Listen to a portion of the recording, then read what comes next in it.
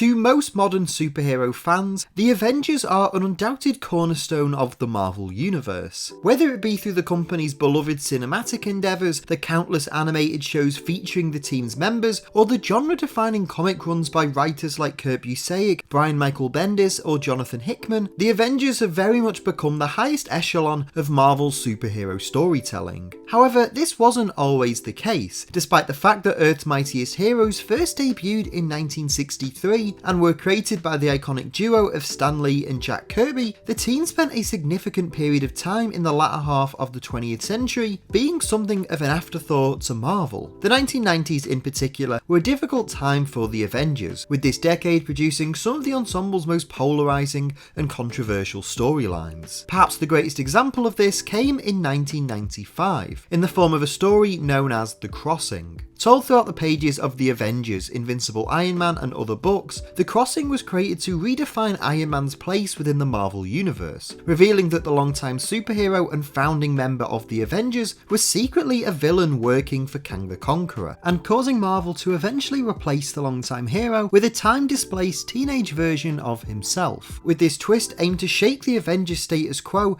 and that of the entire Marvel Comics universe to its very core. Unsurprisingly, this idea didn't exactly go to plan, and as such, The Crossing remains one of the most controversial and unpopular Avengers storylines of all time. So in this video, I want to explain the origin of just how it came to be, discuss the real-world history and original plans for this ambitious storyline, as well as try to uncover just what went wrong, and how The Crossing inadvertently almost broke the character of Iron Man forever.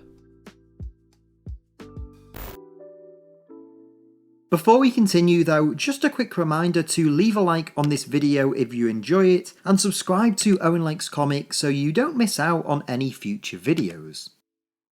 So in order to explain where things went wrong with The Crossing, I think it's first worth overviewing the state of the Avengers at this time, as well as some of the larger issues at play within Marvel and the comic book industry as a whole. You see, the 1990s were a turbulent time for the comic book industry. The immense rise of speculators in the comic book market, hoping to find the next rare comic that would be worth millions, saw sales of many graphic novels grow exponentially, with both Marvel and DC Comics attempting to cater to this larger audience with ambitious crossovers, shocking status quo changes, and various special edition comics, as well as frequently relaunching their books with new issue ones. However, while the early 1990s were a period of great success, by the middle of the decade, Marvel in particular were beginning to quickly struggle. Not only did the company lose many of their highest profile writers and artists with the creation of Image Comics, but the collapse of the speculator market saw interest in many of their comics decline rapidly. Faced with significant economic downturn and being only a few years away from having to file for bankruptcy, the company sought to revitalise their fortunes with a number of high-profile storylines, which they hoped would regain interest in many of their falling titles. One of the comics that they sought to revive interest in at this period was The Avengers, which had spent much of the decade being overshadowed by more popular team books like X-Men and X-Force. As such, by the mid-1990s, The Avengers resembled less of Earth's Mightiest Heroes and more a collection of B and C-list characters, with the team's roster at this point consisting of the Black Knight, Cersei, Crystal, Hercules, the Vision, and Black Widow. As such, Marvel quickly began developing plans to turn the team's fortunes around, with this initiative being led by Mark Gruenwald. You see, as part of an internal restructuring, Marvel had effectively scrapped their editor-in-chief position in 1994, instead entrusting a group of their most respected and longest-serving writers to instead oversee various corners of their universe, with Gruenwald, who had made his name writing seminal runs on the likes of Captain America and Hawkeye, serving as the editor for both the various Avengers comics as well as Marvel's cosmic titles. Coming into this new role, Gruenwald was keen to turn the Avengers' fortunes around, tasking his team of writers, which included the likes of Bob Harris, Dan Abner and Terry Kavanagh, to pitch ideas for a story that would dramatically shake up the team's status quo. As such, the building blocks to The Crossing would begin to be laid in late 1994, with the West Coast Avengers, a sister ensemble created in the mid-1980s, being disbanded and replaced by a new team known as ForceWorks. Created by Iron Man following a dispute with his fellow Avengers, ForceWorks was devised to be different from any previous incarnation of Earth's mightiest heroes, pledging to preempt natural and man-made disasters instead of simply just reacting to them. This tension between Iron Man and the other Avengers would bubble over into 1995, when after a fight with his former mentor turned supervillain Slag, Tony begins to lose control of himself, hallucinating visions of his dead parents. Iron Man's troubled mental state would put him at odds with the other members of ForceWorks, and eventually the hero is summoned to Avengers Mansion for an intervention with his former teammates. The setup for Tony's shocking turn would be placed throughout Iron Man issue 319 and Avengers issue 390, with the hero's intervention being set to take place in the special one-shot comic Avengers The Crossing. And although it became clear that the team status quo was about to drastically change, I think very few could honestly anticipate just what was about to happen next.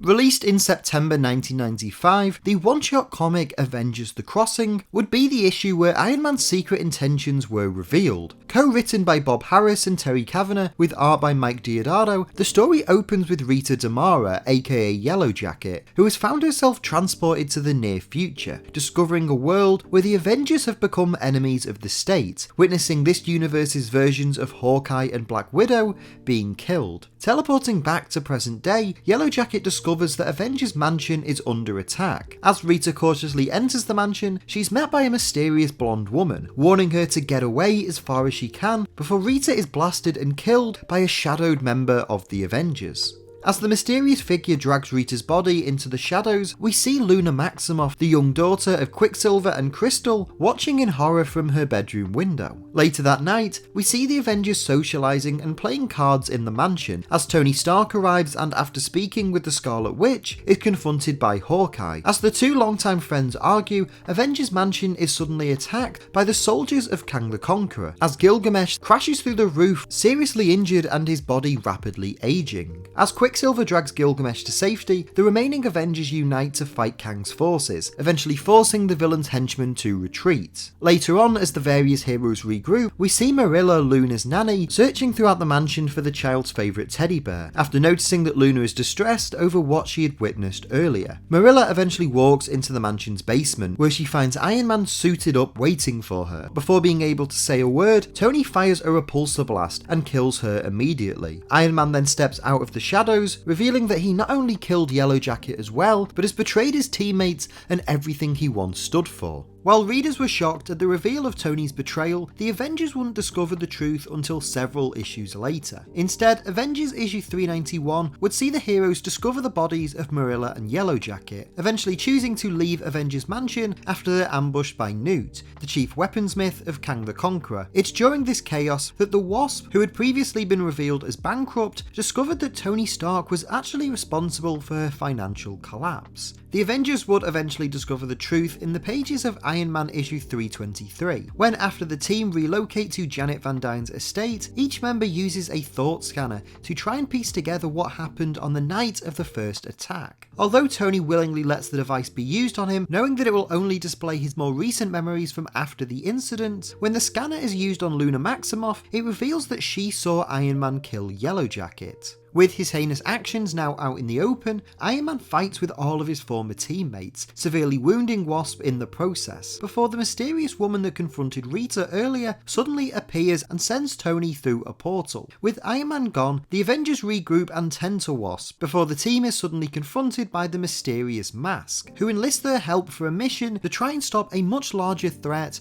that Tony Stark is a part of. From here, the true extent of Iron Man's villainous turn would be revealed, as we learn that when Kang the Conqueror first encountered the Avengers many years earlier, he had brainwashed Iron Man and kept him as a double agent ever since, using him as a mole to destroy the Avengers from within. After Iron Man attacks ForceWorks' base of operations, the Avengers and Mask are attacked by Newt once again, and as they fight, the mysterious blonde woman appears once more and jumps in front of a deadly blast aimed for Quicksilver. Mortally wounded by the blast, the woman reveals herself to actually be Luna Maximoff from the future, instructing her parents to use a temporal door to the past in order to defeat Iron Man and Kang the Conqueror. This revelation leads into the climax of the Crossing storyline, where in the one-shot special Avengers Time Slide, Mask sends the heroes back in time to recruit a 19-year-old Tony Stark, bringing him back to present day and enlisting him to fight his future self. After agreeing to help the Avengers, the teenage Tony arrives in the present day, breaking into Iron Man's secret lab and donning his own prototype armour. The epic showdown between the two Starks occurs throughout the pages of Iron Man issue 325, where the teenage hero is ultimately no match for his more experienced counterpart. The fight is actually so violent that, in a cruel twist of fate,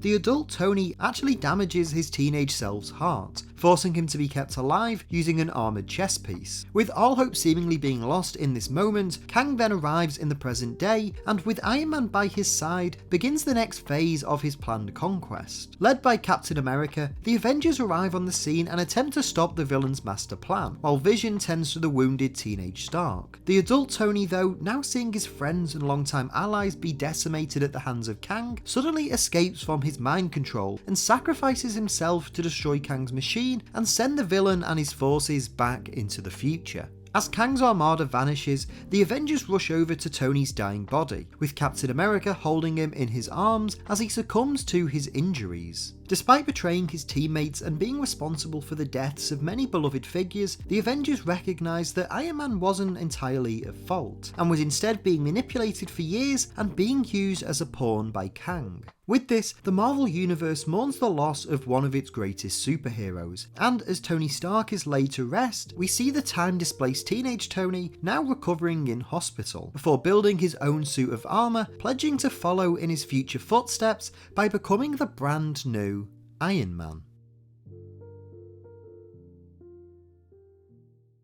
Above all else, The Crossing was designed to be a brand new starting point for Iron Man, re-establishing his status quo by introducing a newer and younger incarnation of the character. The teenage hero, dubbed Teen Tony by many at the time, would prove to be a hugely controversial figure within Marvel Comics, both amongst fans and those actually working within the company. In particular, the response to the character's introduction was so divisive that longtime Iron Man writer Len Kaminski actually refused to work on any of the character's future issues after hearing about this change, stating that, "The Crossing was the reason I quit Iron Man. Editorial was utterly determined to ram it through, and once I saw no amount of reason would deter them, I had to walk away, rather than end up being remembered as the guy who made Iron Man suck." Given how polarising The Crossing became, both for its introduction of Teen Tony and the reveal that the original Iron Man had been a double agent for Kang for many years, it's unsurprising that this status quo change didn't actually last particularly long. Although Teen Tony did take over the Iron Man solo title and become a member of the Avengers, he was ultimately killed off in the summer of 1996, as part of Marvel's big Onslaught crossover. In this story, Onslaught, a psychic entity created from the combined consciousness of Magneto and Charles Xavier, is unleashed and wages war on humanity, forcing the X-Men to team up with the Avengers and the Fantastic Four to stop him. It's during this battle that many members of the aforementioned teams actually lose their lives, eventually being transported to a pocket universe by Franklin Richards to attempt to heal them. This new universe, featured throughout Marvel's Heroes Reborn initiative, re-established the more traditional version of Tony Stark, and eventually it was this character who was brought over to the main Marvel universe, with little mention being made of his deceased teenage counterpart. After Heroes Reborn, when Marvel brought all of the characters back to the company's main universe, they desperately sought to rebuild the Avengers, tasking Kurt Busiek to bring the team back to its former prominence. Throughout the writer's subsequent celebrated 4-year run on the title, he would not only re-establish the team's classic lineup, but also make a number of small retcons to The Crossing, clarifying that Tony had only been brainwashed for several months as opposed to years, and that when the Heroes Reborn Iron Man was brought over to the main Marvel universe, his memories were fused with his teenage self. And from here, The Crossing has largely become a story lost to time, remembered only by comic fans who read each issue as it unfolded. It's often seen as one of the most polarising stories that Marvel Comics have ever told, with its handling of the original adult Iron Man being particularly unappreciated by long-time comic readers. To me, although I don't think the intention behind this story was necessarily bad, as this was a period where Marvel were desperate to find ways to revitalise many of their failing titles, I do think that its execution is where The Crossing truly fails. Stories of heroes turning bad aren't uncommon, and even during the 1990s they were done especially well in other books, but it was Marvel's handling of Tony's villainous turn and the extent to which it damaged much of the character's history and growth over previous decades that made fans struggle to truly engage or care with this story. More recent stories like Tom Taylor's Superior Iron Man run demonstrate that you can successfully tell stories about Tony Stark going bad, and the Armored Adventures animated series did manage to make audiences care about a younger depiction of the hero. However, in comparison, The Crossing largely just felt like a desperate attempt at shock value, a story designed to be controversial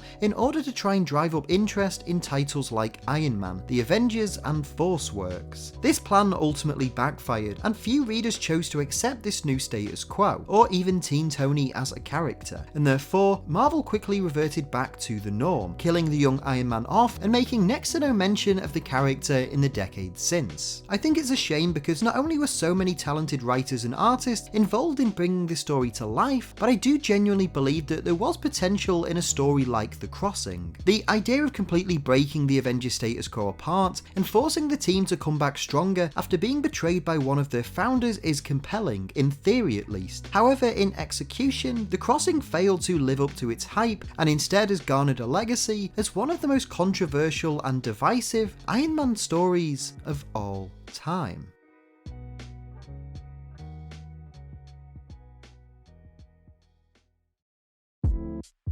Hi everyone, thank you so much for watching today's video. I hope you enjoyed it. If you did, please make sure to leave a like on the video and leave a comment down below as well. Let me know your thoughts on everything we talked about in today's video. I can't wait to hear what you have to say as always. If you're new to Owen Likes Comics though, please make sure to hit the subscribe button and the notify bell so you don't miss out on any future videos. And if you enjoyed this and you want some more videos, there should be some others on screen right now that you might also enjoy. If you'd like to help support the channel and help me make more videos, you can do so over at patreon.com/OwenLikesComics, or if you just want some more of me, you can follow me on Twitter just at OwenLikesComics. Again, thank you all so much for watching this video. I hope you enjoyed it, and hopefully I'll see you next time. But until then, take care and keep reading.